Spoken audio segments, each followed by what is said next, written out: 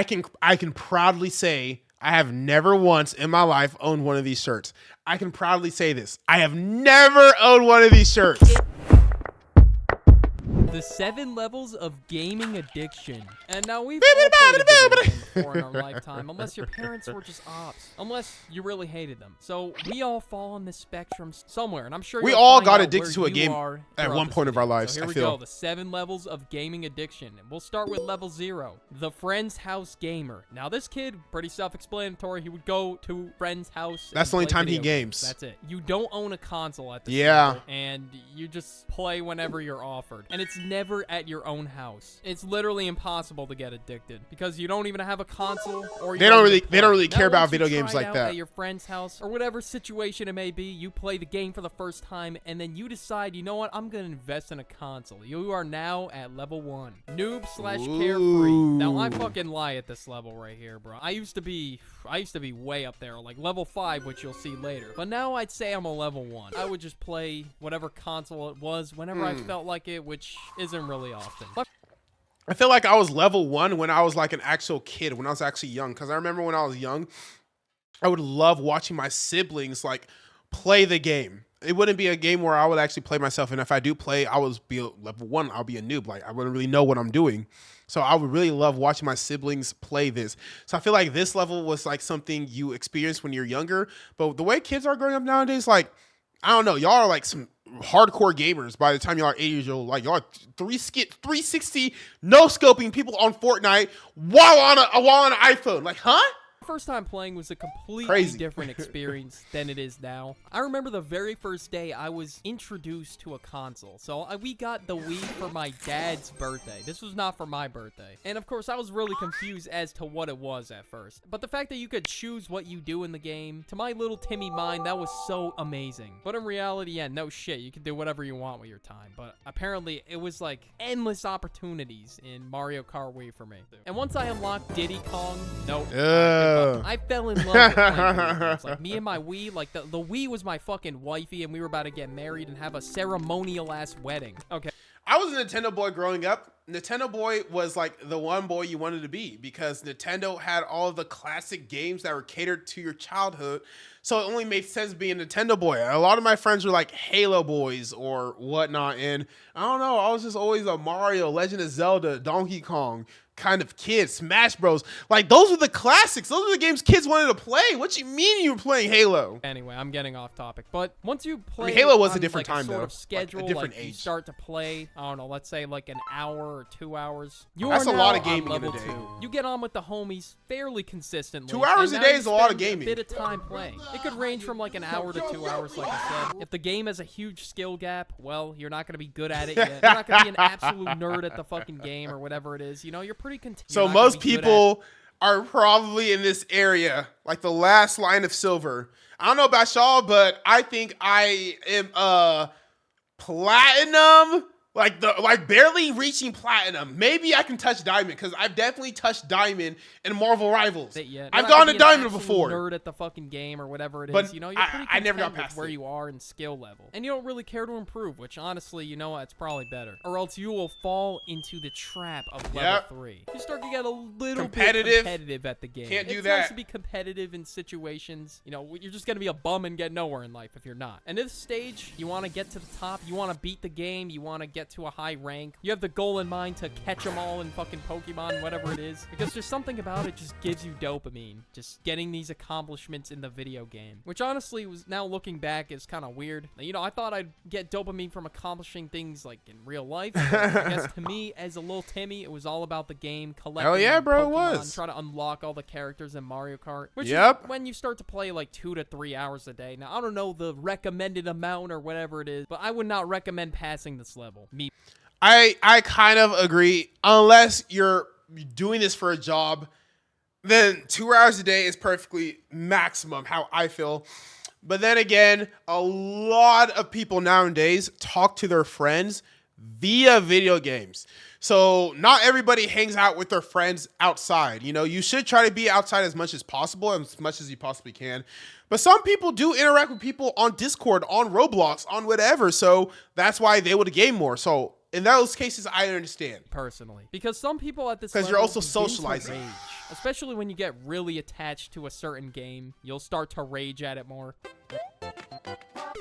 Y'all see me play video games. I stay raging. I would just plunge onto the couch and just start kicking my feet in the air, bro. I don't know. It was really harmless rage. But now we go on to level 4, which is where the toxicity begins. This is where some people begin to start raging. Now, if the game is a giant like the lobbies, it's like racist lobbies, huge, they're gonna grind. yelling, they're gonna be on that John for like calling a everyone while, brain dead. and they're still gonna suck. And they're gonna suck because, well, it's a huge learning curve, and I'm sure they're determined to get better at the game, so they're gonna get mad, and they're gonna keep making the same mistakes over and over again. Fuck! I blew 2 elixir again. No, please, no, don't get the tower. No! And of course, yeah, this guy's, oh wow, what losers. No free promo, my guy. No free promo, my guy. Clash Royale. Dude, who the hell are you screaming at? I don't know. But when I started to care so much about a video game, just the rage would just begin to build up more and more. And if you have like a competitive nature like I did with the game, like you want to be the best. So man, that's probably why I'm not ever gonna beat Hollow Knight Silksong, bro, because it just brings out a different side of me. That Cuphead, man, those kind of games that are just meant for you to rage, and I'm never even gonna try to attempt to play an Elden Ring kind of game on this channel. I know myself way better than that. That's why I said, man, like, I'm borderline diamond player, but there's some games I just cannot do. Some people are just gonna get bad, and I happen to be one of them. Now, there were other games, like shooter games. Now, these set me off the fucking edge, bro. Oof. Although them John said rated M, yeah, I was not fucking mature enough to play them, Jonathan. So let me tell you.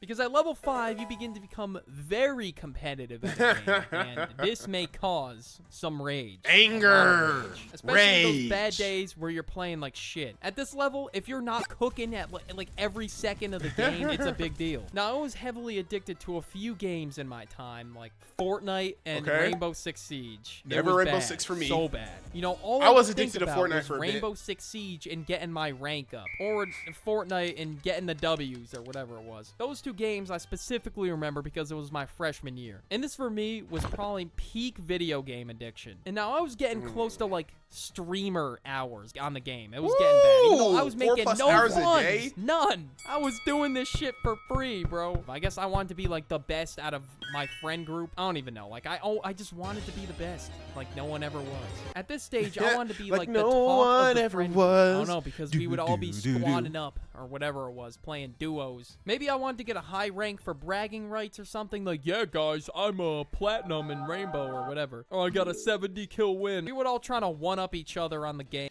I'm not even gonna lie, bro. There was a time where I was super into Marvel Rivals. Like, I'm talking about, I was watching other people live stream this video game. I would fall asleep to streamers playing this game, Marvel Rivals. And it was one of the most rage-inducing games, I swear, bro. And then everybody who plays that game hates it so much. Like, it's such a crazy contrast. Like, you can watch a Fortnite streamer, a Fortnite gamer, and they love the game. They love everything about it for the most part. You watch a Marvel Rivals streamer, and 90% of the time, they're complaining about how trash the game is and how much they hate it, and how if it wasn't paying their bills, they would not be doing it. So it just goes to show you, because I definitely do not play Rivals anymore. And if I do, it's not even for competitive reasons no more. It's just to hang out the boys and talk. Basically, that's how it would go. Well, for the ones who are competitive. So if you had a competitive team, if you were like playing a team game, they will get on your head if you're doing ass, which will just create even fair more. Enough. Yeah, I mean, you're in comp. If you're in comp, you better be good. What did you say? I can't hear you down there. On the bottom of the leaderboard. What are you doing down there? Get some fucking kills, bud. You ain't doing shit for this team. I'll tell you where the bomb is if you get a kill. Competitive team games are crazy, bro. I'm not gonna lie. If your team composure gets fucked up, like G, bro, you're screwed. It's just gonna be rage central in that, John. No one's gonna have like that right mindset. Nothing's gonna happen. Now at level 6, we have the professional. This basically a pro. Either is a professional making the. You better hope you are. I fucking respect. Because if you're doing this for free, grind set. That is pretty cool that you can make video games and make money in this economy. That's pretty fire. But if you're that one motherfucker with TTV in your goddamn name, knowing damn well you don't stream on Twitch. Twitch. Who the fuck are you? And every time we kill them, we would check to see if they were actually a streamer and see if they're like an actual active streamer. And if they were, and they usually never are. And now there's this other thing that we would all laugh about, which is why I never got past level 5, was because there was this thing that Ninja did with like gaming stretches, energy drinks, and all this other shit. And I promised myself I will with like gaming stretches, energy, because there was this thing that oh my god, the downfall. I don't even want to call it the downfall because y'all say I have had a downfall too, but my downfall is different. He still gets like what, millions of views? I don't even know if it's millions anymore. It's probably in the hundreds of thousands. But I remember at a point, this man was on top of the world. This guy was the biggest name ever, like across the board. He was playing Fortnite with like Drake, with Travis Scott, with other celebrities. Everybody wanted to be in a video with this man, Ninja. Ninja was that guy. What happened? What exactly happened? Because every single time I see a video about Ninja now, people hate him. People are like talking shit about him. They're like, oh my gosh, he's so annoying. Oh my gosh, this, that. Oh my gosh, I don't like Ninja. Yo, like, it feels like the internet completely turned against him. Why is that? Why, like, what did Ninja do? Like, somebody has to explain this to me. What exactly did Ninja do? I know he's still massive, but the way people be talking about him is like he done fell off. Like, he's no longer near where he once was. Fortnite dying is what happened. Also, the low taper memes.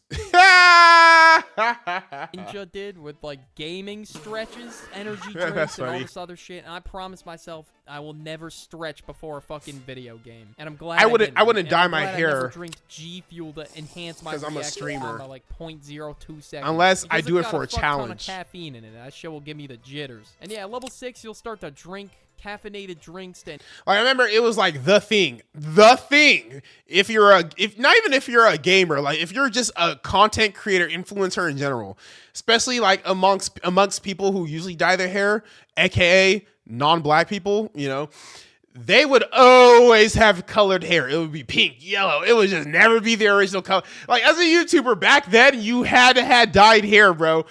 If you did not have dyed hair and you're trying to be a YouTuber, especially if you're trying to play like the video games that kids would play, oh my god, they were not trying to hear it, bro. You had to have your hair dyed. Enhanced performance, gaming stretches, because one, it's your job. And it had to be like an obscene color. That doesn't even. It can't be a normal color. No. To blow up if you're not even streaming. It had to be like neon yellow or some like, shit. You gotta be consistent. Neon green, fucking around pink, playing the game blue. isn't gonna do shit for you. Now for content creators, this is where they stop. Because, well, they have a life. And this is where most people should stop if they've even gotten to this point. They take it now further. We're at level 7. And this isn't where it stops. This is not the max. There is a level infinity. But at level 7, this is where gaming begins to get in the way of life. All right, this is no longer a hobby. This is your fucking life. Yep. You were slowly spending more and more time as the levels went on, but now it's your entire life. When you start to miss important things for the game, or your whole day revolves around the game. And if you I don't know how y'all can do that, man. You will be repping the game. I would feel so unproductive. I paused my game to be here? Huh? He's prepping the game. I can proudly say I have never once in my life owned one of these shirts. I can proudly say this. I have never owned one of these shirts. Gaming merch. Cringe. I paused my game to be here? Huh? He's putting that shit on. Look at Sheldon. He's dripping. Yeah, they will have some fit on like this. And this is where the Discord moderator timing begins. They start to gain a fair amount of weight and the pudge, they start to get some pudge in their life. And then they begin to neglect hygiene and all this other stuff for the game, so they get the maximum. Please do not neglect your hygiene. Self-care out of the window at this point. They put the game over themselves at this point. Poor sleep, poor hygiene, poor self-care at this level. But at level infinity, it gets far worse. Now let's see what the final level is. As the Sam level or the Eric Cartman level. This gotta be like extreme levels of musty. I'm so sorry, but you do not ever need to be this much into a game. I don't even know what he's about to say, but I just know this is not something anybody should ever try to achieve.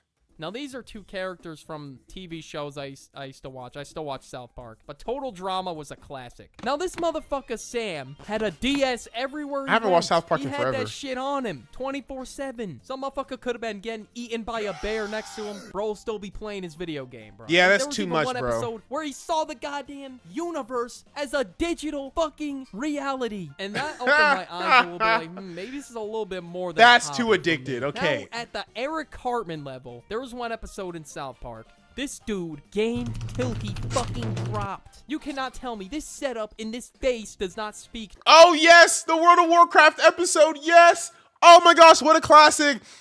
I think this is like almost everyone's favorite, if not one of your favorite episodes of South Park, when they got super into World of Warcraft because one of the characters kept killing them on it. So they all no-lifed it to level up so they can finally get the revenge on that character. Oh my gosh, this episode was peak, man. But yeah, that's too much. True gaming addiction. This dude is wanted to nasty. beat some, like, Gross. Discord mod-ass loser at a game. He literally grinded 24/7. He pissed and shit in a bucket. It was pretty Ooh. rough, but it was a funny episode nonetheless. But yeah. And what did we learn from this, the duck?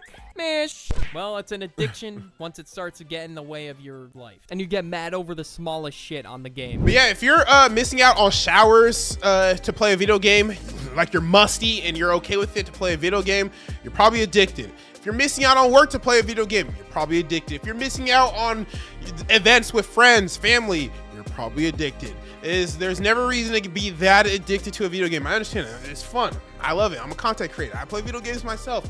But there are levels, man. There are levels. Please go outside, touch grass. It's important.